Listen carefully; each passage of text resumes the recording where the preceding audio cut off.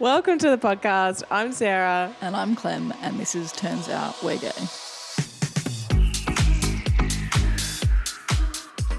Today's episode is really special. We're welcoming back our lovely friend Kendall, who was the first guest on the podcast back in season 2. She has a background in clinical nursing, a Bachelor of Science in Nursing and a Master's of Sexology. She's also a radio host. There's not a lot that this girl can't do.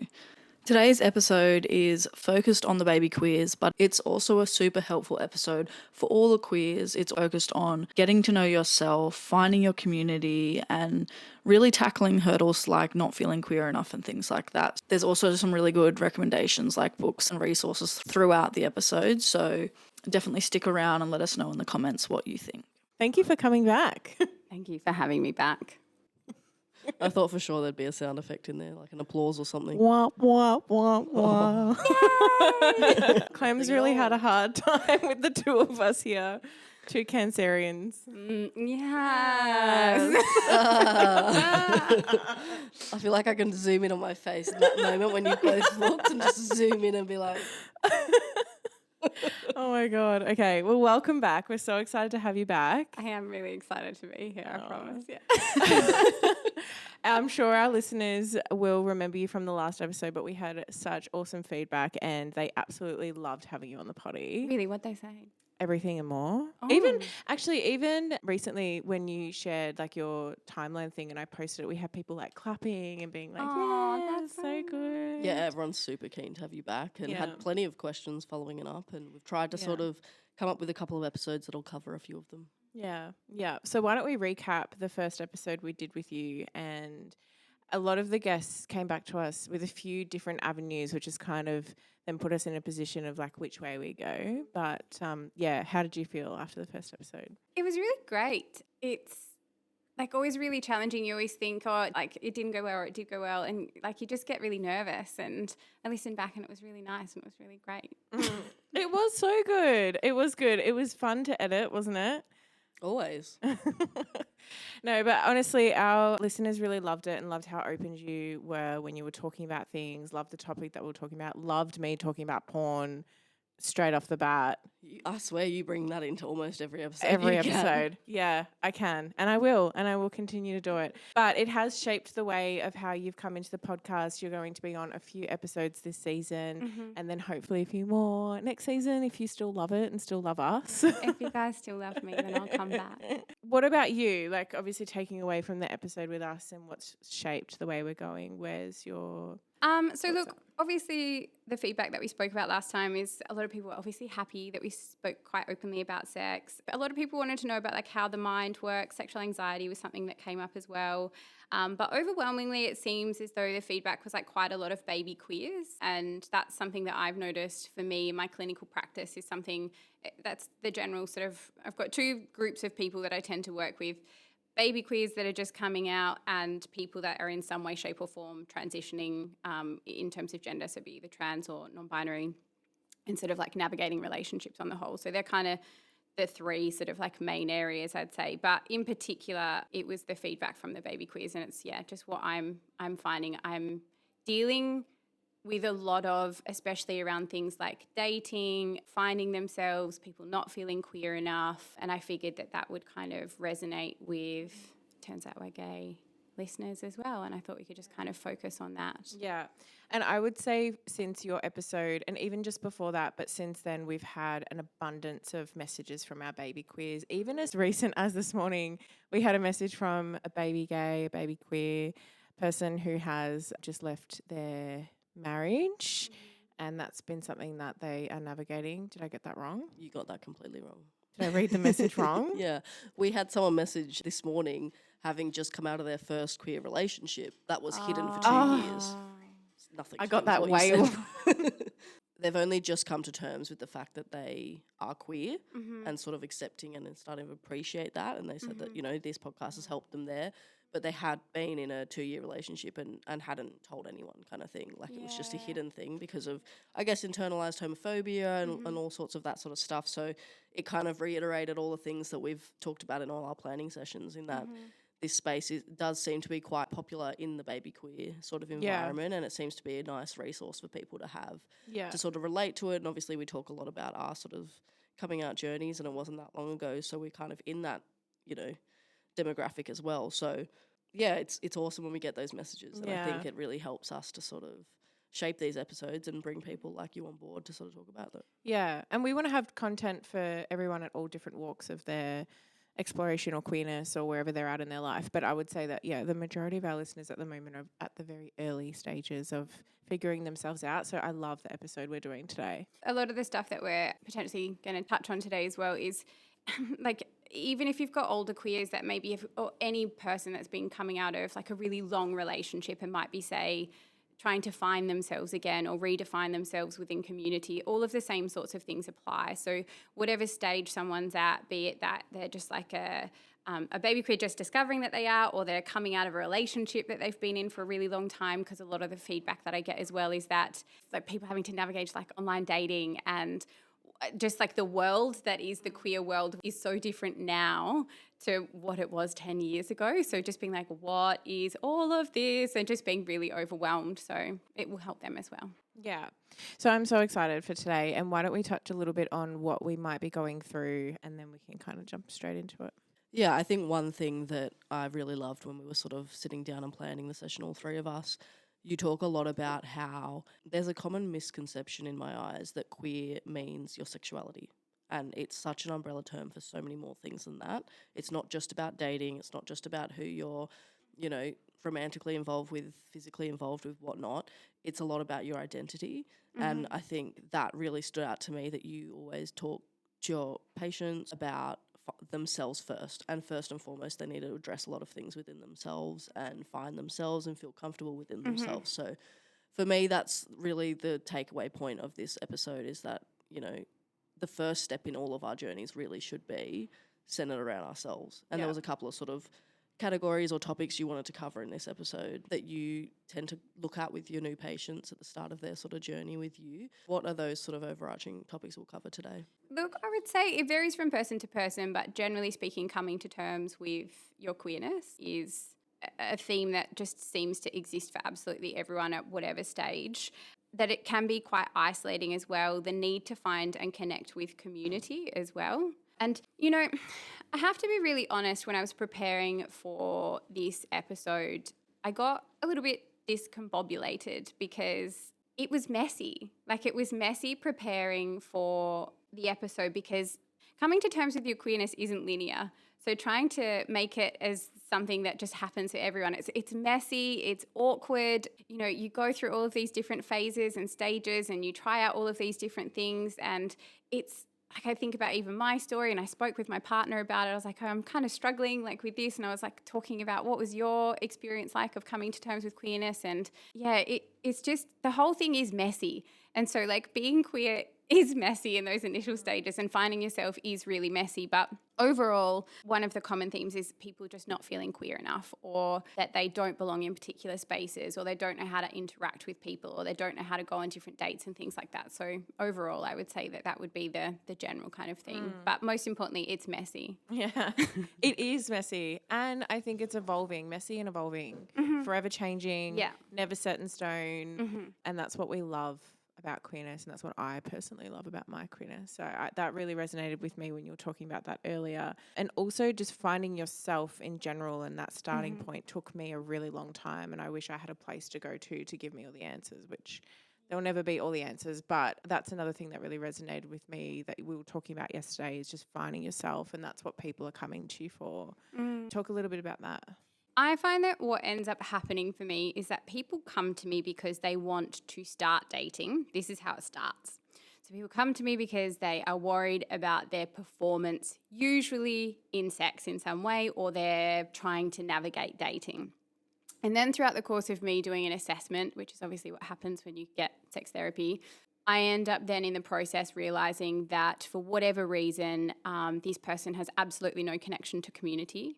They feel shit about themselves. They're not confident. They don't really feel connected to their bodies in any particular ways, and they just completely lack confidence. Like that's usually what tends to happen. And so then in the process of them coming to me for what they perceive to be the problem, which is their difficulty with dating or whatever, in the assessment, I'm like, well, you don't have any friends, you don't have any connection to community whatsoever, you feel crap about yourself. Let's look at your values, your attitudes, your hopes and your dreams and your goals. Like we need to actually figure out who you are, because how on earth are you supposed to go out into the dating pool and say, hey, this is me and this is what I want, when you don't even know it yourself?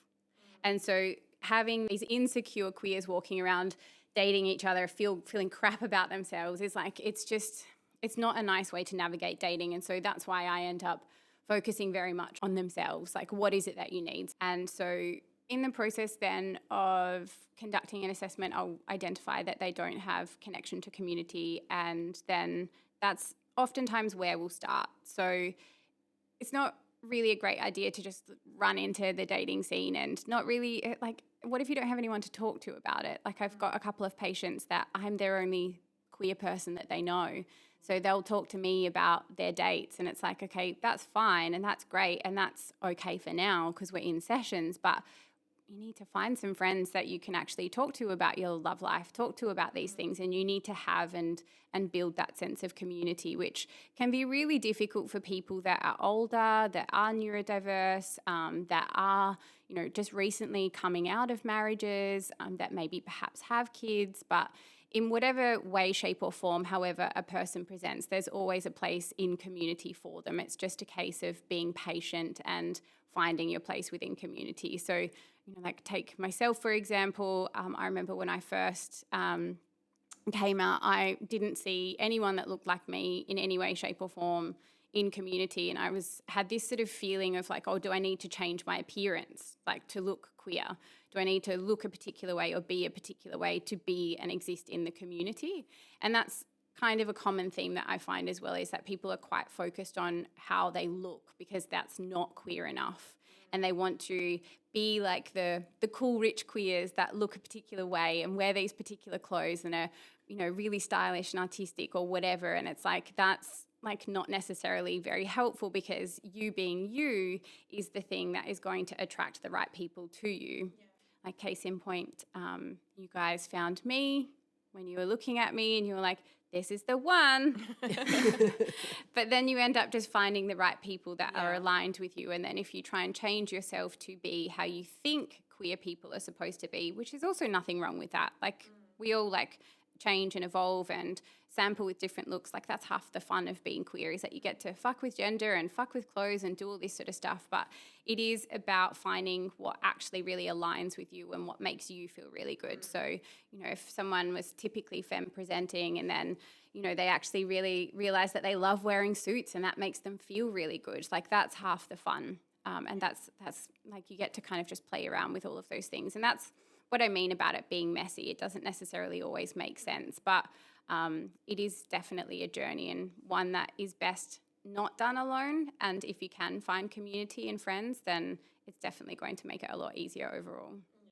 Yeah, I love that. And they're the sort of overarching topics we're going to delve into a bit deeper. So I guess for the listeners that might be hearing this, they're probably thinking, I love that and that sounds great. I'd love to be in the community. I'd love this and that. But particularly with, like you say, and we talk about a lot, there's a lot of neurodivergent people in the community, and things like socialising doesn't come super natural or easy in that sense.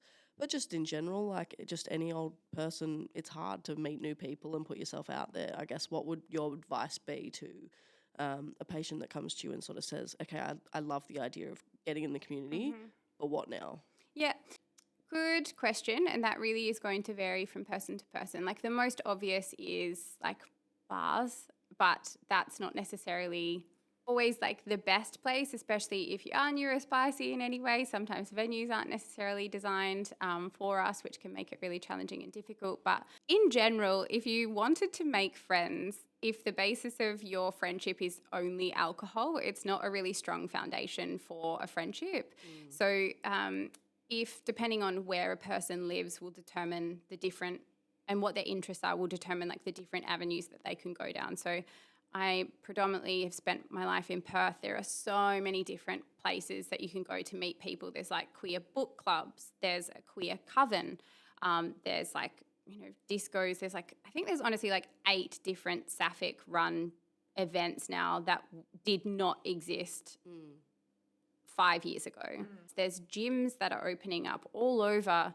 In Melbourne, there's, I think, the Pony Club gym, which is a queer-run gym. There's another one that's in Perth. Like, there are different places where you can find your people. I find that for the ones that pop up, you do just have to kind of dig a little bit deeper on Instagram and, like, see, who's following what and just kind of go from that perspective. But QLife actually, which is a really great resource for anyone that is a baby queer, that is like, even if they're just feeling a bit lonely in their queerness and they want someone to talk to, they can't afford therapy, they don't have any friends, QLife is available, and it's a peer-to-peer organisation that's run by queers for queers, and they're trained counsellors. I actually used to volunteer with them.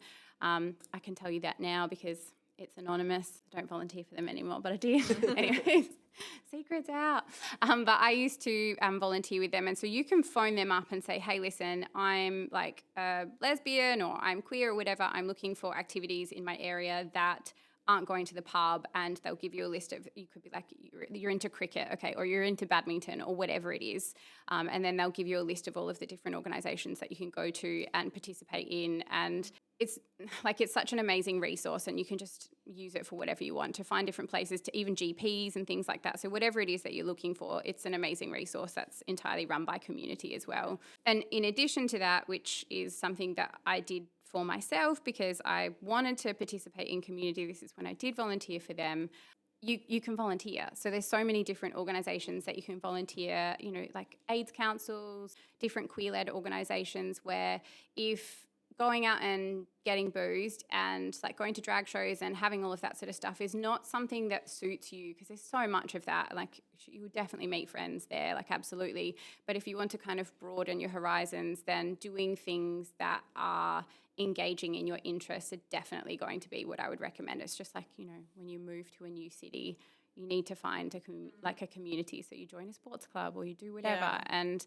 just finding people. There's even dance, like same-sex dance classes. There's so many different things where you can just do whatever you want. So I think it's being quite proactive in getting out in community, and also just being a bit vulnerable and asking people to be friends and being like, hey, listen, are you free for a coffee? Like, it would be really nice. Like, I am looking for friendships, and sometimes just putting yourself out there, which a lot of people find making friendships as an adult really hard. That's as a general. Well, that's something that we're kind of going through now, even moving back to Sydney. I've never lived in Sydney before, and I'm still quite like newish to the queer community, even though I've been queer for a while. I've not been in the community, and moving to Sydney, just trying to find like other queer friends or just friends in general.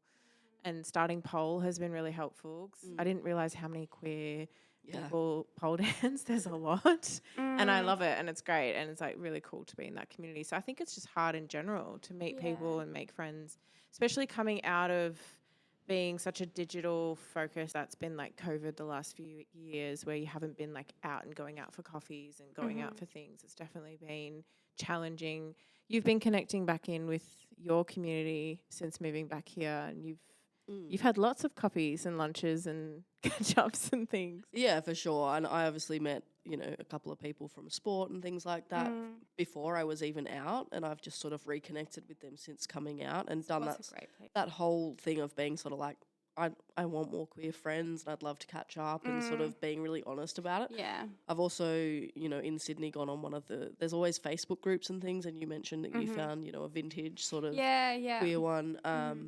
And I've been on the different Facebook groups and sort of done a post and been really vulnerable and been like, hey, like, I'd love more friends. Like, it's totally platonic. I don't, you don't want to make it any sort of misunderstood boundaries or anything like that. But I've tried multiple different ways, and I've gone for a drink or a coffee and things like that. And I think you've got to sort of put yourself out there. And even recently, like, we've been looking at things, and there's queer boxing gyms and things like that. So there's all sorts. And I think it is really scary, but I think you have to understand that almost everyone there is going to be in the same boat, and you've got to try and just sort of push through it, and it will get easier as you sort of take little baby steps. Yeah. I think something that's familiar for both of us coming out as baby queers, baby gays, and we've spoken about this too with other people when they've come out, is one of the main resonating things is that once we found community, we found ourselves in a way, which I know is a bit reverse to what we're talking about, where it's like find yourself, find your community. But No, you find yourself within community. Yeah, Like, you absolutely for sure. Yeah. And so for me, I found that a bit online, which was great at the time because I was rural, and I think we maybe should touch on like how rural people can find community too, and then coming into in person. But that was something that was so important to me as a baby queer coming out, is finding other queer people that were going through what I was going through. And so I think that's been a really familiar thing with all of our guests saying the same thing. Like once they got into the queer community, it was like they were home. Yeah. Yeah. And it varies from, I think, it always varies from person to person. I think the two things that I wanted to flag. So the first is the complexity of community. So, realizing that there is community in all of these sub-communities. Like there's heaps in pole. There are so many queer people that are in burlesque, which I did for a little while. And you just come to realize, like, we're everywhere. Like, we really are. But then there's all these little sub-communities. So whatever your interest is, like, be it heavy weightlifting, cricket, football, badminton, like Dungeons and Dragons, like whatever your interest is, there will be a subgroup of queers that are into it. That's very evident. And the other thing I wanted to say was that this is your hometown, right? Yeah, this isn't your hometown. Yeah. And you're still very much finding yourself. And so it's like, even if, say, for example, there was a baby queer, because I work a lot with people that are just coming out of marriages and then they find themselves in their first same-sex relationship and they're completely enamored and they're really excited. Don't just rely on your partner's friendship group as your friendship group. Like, it's really important still that you find your own space within community also, because that's really integral to your felt sense of like belonging in community. And that's sort of how a lot of the times like people, they just lose themselves sometimes in relationships. And I know that's absolutely what you're not doing, but you're still, like I know it because like you're doing all these other things, but it's like people can do that, especially if they're coming out of, perhaps a not such great marriage, or it's been, they've had like divorce and kids and it's really stressful. And then this new relationship, you know what it's like when you're in your first same-sex relationship, like it's very intoxicating, dopamine's like through the roof, you just got all the feel-good feelings. And then if you kind of forget to find your own place within community, then if that relationship ended and like then you're back at square one. Yeah. Of not knowing where you are and not having resources and not having friends that you can go to for comfort and support. And so having your own sense of self within community is really important. That's actually been something that we've had a lot of conversations about. Yeah. And it's been really clear. At the start of our relationship, we've been traveling a lot. So it's been hard to like put any foundations anywhere. So it's all been really online or relying on my friendships from Melbourne. And all over the place, but predominantly from Melbourne. But when we moved here, something that was really important was that Clem had her group of friends. And although I can be friends with her group of friends, and I am, it's very important for me to be like, go. Like you go have fun with your friends, you do your thing, even if I don't have any just yet. Like that's fine. And that's been something that we've really talked about, and that's why I joined Pole as well. I always wanted to do Pole, but I joined Pole to get back into fitness, but also just to meet other people. And now I'm looking at another strength gym, hopefully. Oh, exciting. Which is exciting. That is exciting. And then just also like just looking at what's around and leveraging off.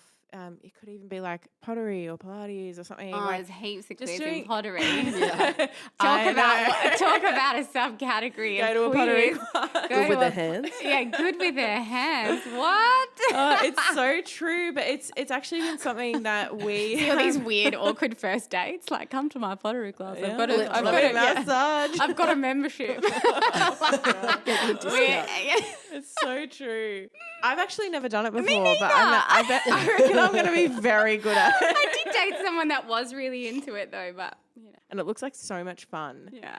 I'm probably going to hate it. But anyway, they're the kind of things that I'm looking at. And that's been a huge conversation for us since moving here, to make sure that we have a boundary of not being friends with everyone, but also having our own friendships. And that's been really crucial. Yeah, and I think that's the Well, you beauty. need to have someone to bitch about each other too. Well, Yeah. exactly.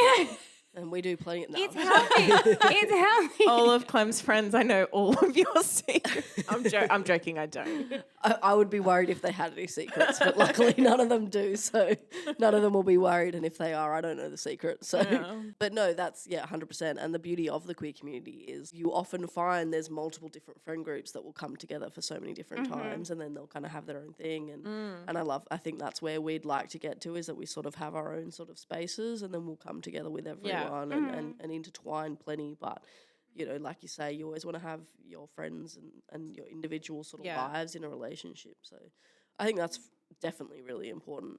So what are the things that people could do, especially when they're just coming out, they've just come away from a marriage, that's a whole other identity. They're coming into this new realm of like, this is the new me kind of, or this is the me that I've always been. What are the things that or exercises that you encourage your patients to do to really figure that out?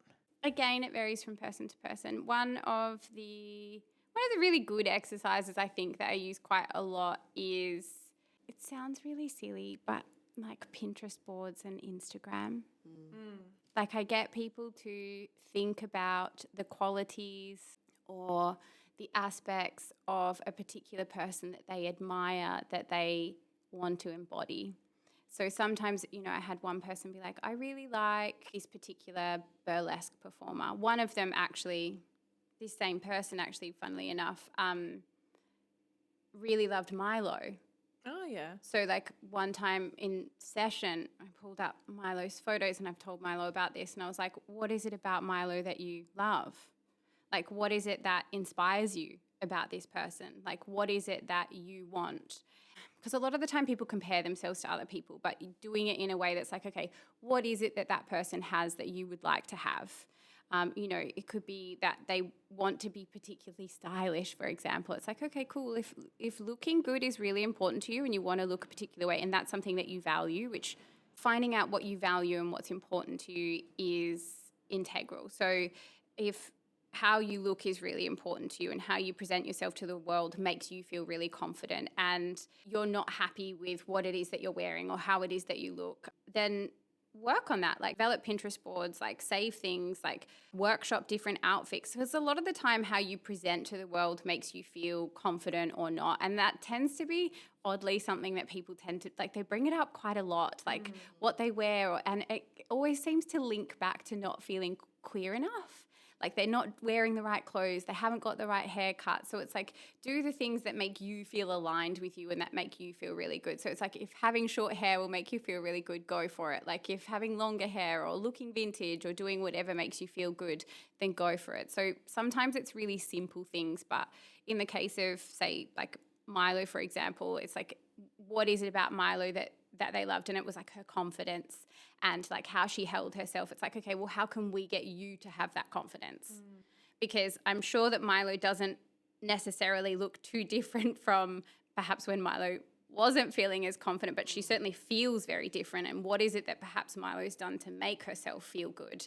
Is it connection to community? Is it feeling really good and like loving herself and learning to love herself? So it's like just utilizing those things as examples to teach people how they can effectively embody that and become someone that's confident and feels good about themselves. So that oftentimes is kind of how I end up angling it. But it's not always that, because sometimes people don't care about those things at all. Like sometimes they need skills or whatever to navigate relationships, communication, community. So it just really depends. Yeah, 100%. I think when it comes to appearances and things like that, or how someone presents, and for me particularly, that was a massive thing that I had to navigate and almost change how I was sort of approaching that. And I almost went to the one extreme and had to come back a little bit and think, I don't actually have to dress so masculine or whatever. And now I'm kind of happy in between. And like you say, it's always evolving and stuff. But one thing you touched on there was how people don't feel queer enough. And that's a common theme that we get a lot in, the DMs and the messages and the like conversations we have with our sort of community that we've kind of built, is that they don't feel queer enough, whether it be that they don't identify as a simple label, lesbian or something, and it's a more complicated label, whether it's that they haven't been with someone sexually but they want to identify as a certain way and things like that. There's so many different aspects to it that make people feel like they're not queer enough. And what would be, I guess, your advice to someone that comes to you and says, I am queer and I know that, but these things keep happening that make me think or doubt myself in the community? So I actually spoke about this with Nix today because they are very visibly queer. You were very visibly queer. We were talking about this. I do get told that. Yeah. We, not so much. Yeah. No. If you know queer community and then you see me being vintage, then you'll be like, oh, yeah, that's queer because that subset of the community exists. You're like, that checks out. Yeah, I see that for her. But I was talking about this to Nix and they asked me a question and they were like, well, what do you mean what's not, against what standard? Like, against what standard are we measuring our queerness? Like, is it looks? Is it behaviour? Like, what is it that we're actually measuring it against? Because in reality, what it is for whoever feels that they are not queer enough, ultimately, it's because they're not confident within themselves that it's okay to be who they are and that they can exist within community.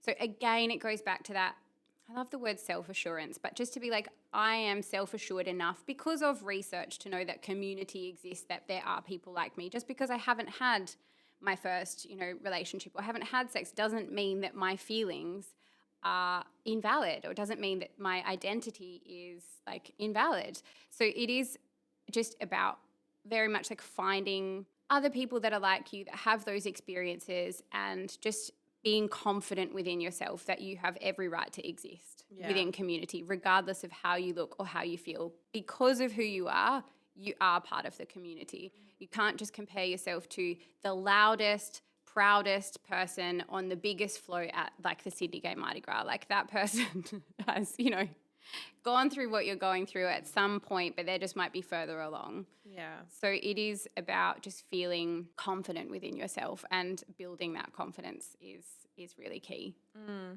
I would agree with that because, as you said, you and I, according to whatever this scale is, don't maybe we look pass as queer. We pass as being straight, which with Yeah. that comes privilege. Yeah. Like that we don't have to worry that people are going to attack us in the street, and, we're never going to get that's a lie because we're women, actually. I was about to say, you're probably more at risk. But not for more I risk. was like, you idiot.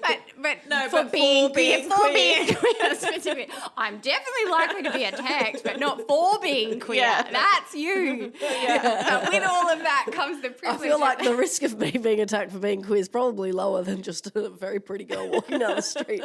But yes, it is. It actually is. Unfortunately. But also, fortunately. But when I first came out, it came with its own frustrations because every man that would compliment me, I'd be like, don't compliment me. Like, I'm gay. I'm a lesbian. Like, no. But now I think I've gotten comfortable in just like having that confidence, and that's where my queerness is. Like, yes, I pass. If I was at a shopping centre, you wouldn't look at me and think, oh, that is a really proud lesbian over there. I'd just be like a normal, average gal looking like a homeless person walking through the shopping centre, to be quite honest. But what's shifted for me in like how I demonstrate my queerness is I'm just really proudly queer. And I actually did this at a meeting I had recently when I met with a company. I'm going through a transition with my business at the moment. And I met with a company to potentially go back to agency, and I was talking to, he was like an MD of like a large agency, which you would think is like an intimidating meeting and maybe not something you talk about your queerness at, but we just were, and we started talking about diversity in the workplace and how important it was for them at the moment. And I was like, okay, well, when you look at me, I'm not like a diverse person. But I was like, okay, well, I'm a lesbian. Like I'm queer. I have a whole queer podcast, and I was super proud to talk about it, and they absolutely loved it. And he was like, that is so awesome that you're just sitting here talking about it. And I feel like 2 years ago, there's no way that I would have the confidence to be like, yeah, I'm a very proud lesbian. But now I'm like, no, you want to talk about diversity? Let's talk about diversity on a wide scale. And this is something that I'm really proud of. And that made me feel really queer, and I loved it. And so that's just like in my own example of like how I may pass, but how do I present my queerness and be proud of it? And it was kind of talking about your confidence. recruiter over here, if you are in an interview and they are talking about that kind of stuff and they are talking about how they're wanting to diversify, having a more female-based employees or whatever, then yeah, like be proud about it and say it. But maybe just, also be careful. Yeah. Yeah, I mean, look, you have to choose, like, how desperate are you for that job? Like, where are you at, I think, along in your career? Unfortunately, for me, at this, like, when I was like a baby nurse, and so I was doing a grad program, which was, at the time, was so hard to get. But I got it at a Catholic hospital. And I was, like, petrified of anyone finding out that I was in a same-sex relationship because I didn't know how the Catholic hospital would react. I didn't know if I'd lose my job. It was like, I think, like 2018, so it really wasn't like that long ago. But I mean, I guess it kind of is 7 years ago. But you have to, like, choose when to say those things. And annoyingly, that's still a factor. But I think if you are further along in your career and you have the luxury of choosing, like, oh, can I say that I'm openly, then great, do it. Because then you can find out if someone's aligned with your values and if they're going to actually be a good employer. Yeah. 100%. Yeah. Like, scare them off if they don't like it. They're like, bye, I don't want to work for you, you're homophobe. No, they loved it. But you're right. Like, definitely pick and choose. I think I definitely have a luxury because of all the work that I've put in my career to be able to do that. But it also just made me feel really, like, proud of myself and being able to just say that in an environment that I typically wouldn't say that in, especially in my professional career. I would be a lot more nervous to say that. So it was just a moment for me of being like, yeah, I'm super queer. Like, I'm super gay. Yeah. I was just loving how off track sometimes it can get. It's a whole path. What do you mean? A whole path down recruitment. What do you mean it went off track? This was on the schedule. But I feel like this links to, like, when you do pass, how do you feel comfortable in your queerness? And that is, it's confidence. No, 100%. Yeah. 100%. Yeah. And going back to the conversation this morning, the response was, it's internal. Yeah. Like, it's something that's felt within. And so that's kind of why I love the word self-assured. It's like, I'm assured enough within myself. I don't need anyone else to confirm this. I don't need anyone else to know about it. I know who I am. And that takes time. Like, it's taken me a long time to get to the point, like, I don't care what you think I am. I'm this. Like, if you call me a lesbian, I'm not going to be offended by that. Some people get offended by being called a particular label. Like, don't call me a lesbian, like, I'm this or whatever, which there's a whole, that could be an entire podcast about that particular thing. Yeah. So I won't go too much into that. But at the end of the day, as long as you know who you are, it doesn't matter what anyone else thinks of you. And that takes a lot of time to develop. Yeah, 100%. And I think the only thing that I would add is that, of course, at the end of the day, the real confidence you're going to get is self, like, is, internal and things like that. But one thing I would say is that I try and practice as much as I can is you being comfortable within your queerness. If you can validate someone else's queerness, do it. So with doing this podcast, I have someone that, is married to a man and has 2 kids. They're bi. And they often have conversations with me about how they feel like they couldn't be bi, or people don't accept that they're bi because they're in a hetero relationship with kids and the white picket fence and yada, yada, yada. And I just replied with something. I can't remember what I said, but I validated them by saying, like, of course you're part of this community. Yeah. Of course you're just as much, important to us as anyone else, or as you can 100% listen to this podcast, like anyone can listen to this podcast or whatnot. But by validating their feelings, it was like I barely said anything and they were like, light bulb moment, like, oh my God, like, I've been accepted kind of thing, which is like crazy. But I think that's one thing that I always sort of try and say is, like, if you're further along in your journey, try and always lift up the people that are starting. Yeah, I love that. You were talking yesterday about some books and some resources that you think listeners, especially those baby queers, but anyone is welcome to listen to. What are your suggestions for people? I've got a few that I love. So, Rainbow History Class by Hannah McElhinney. They're Australian. It's a really great book. I think in particular when you are a baby queer, it's really nice to read about queer history and realise that people have been experiencing whatever it is that you're experiencing well before you even existed, just to make you feel like you're part of something and you're part of community. And it's looked like many different things in many different ways and with many different names over many different like places, and your experience is probably really similar to people like, I don't know, Sappho back on the island of Lesbos, like pining after women, giving them broccoli and wearing lavender lanyards or whatever. Do you know what I mean? Like, I was waiting to look at you because you and I would be like, broccoli? Like, yeah, broccoli is a thing that lesbians used to give each other as a bouquet of broccoli. wow. Fun fact. It's true. We've got to learn about that, but So read just Rainbow fun fact, History. no one ever give me broccoli. So Yeah. I'm really impressed. I want broccoli. I love broccoli. But anyway, so that is one of the books I would recommend. The other one is, I really loved this one. It's not a lot of people know about it. It's called No Modernism Without Lesbians. Okay, And wait.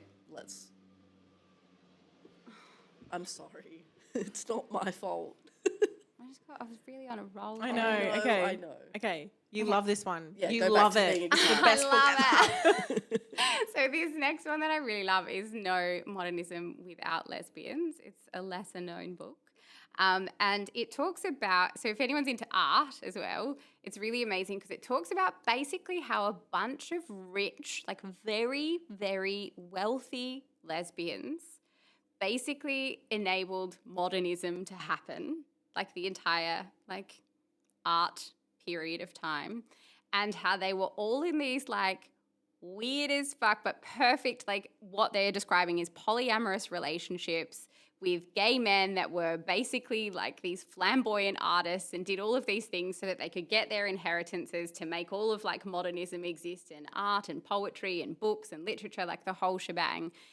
It's just also really interesting, if anyone is in any kind of polydynamics, to read about the fact that even when there were laws and everything existing to prevent us from existing, we found a fucking way. It was like with each other, there was like things that happened, like children's being adopted, like it's all twisted and wild, but just like even if the horrors persist, so do we. Like we will find a way to exist. And so sometimes I find it's really helpful when you read those stories to know that we've always existed in the way that we exist now, but it's just had different ways that it's happened. And so finding that connection to history and culture, I think, is really like validating, and it's fun as well to be like, that's wild. Like that was the 30s. Like that was this. Like that's insane. It just makes for good reading. Another one is Attached, because if you're an AFAB person, someone will ask you about attachment theory, and if you're secure or you're anxious or you're avoidant or some combination of them. And the other one is Unmasking Autism, because the rates of autism and ADHD are really high in community. So I'd highly recommend that everyone read that book, Yeah. even if you're not neurospicy. And we might touch a little bit more on that book and like autism, neurospicy, dating and stuff in the next episode. I think that'll be one to listen to. But yeah, you were talking about that book the other day and I think we should read it. Yeah, you should. You look straight at me. But I actually also should look at myself. Yeah. But that's okay. All really good suggestions. Love that. Is there anything else you wanted to touch on? Any final comments from you for today? Just get out there and just have a whirl and just have fun. And it's messy, but have fun. And last bit from me is take your time and be patient with it. That's my last comment. You don't have to figure it all out today. Thank you so much for coming back on. Thank you for having me. We love you as always. Love you too. Sorry about all the planes. Okay. Kendall's had enough of the planes over us. Well, I'm in a long distance relationship now, so I really have had enough of it. yeah. So I've flown so much. Yeah, you're Not for long though. I've actually signed up to Qantas Yeah. because I'm like, we better start getting some fucking points for Yeah, this you might flight. get every 20 I calculated how many hours I'd flown in a few months period of time, and it was like over 40. I was like, that's nuts. Oh That's my an God. Yeah. Oh it's my crazy. God. So some recommendations for those long distance people, get on Qantas points. Yeah, and TED Yeah. stockings. I don't Yeah. know. Doesn't matter. It's like the circulation stockings. Oh, okay. I was like, what? Don't want to get a DVT. Okay. Yeah. Anyway. Love it. Okay, we're going to wrap up with 1, 2, 3. Hang on. 1, 2, 3. Love you. Bye.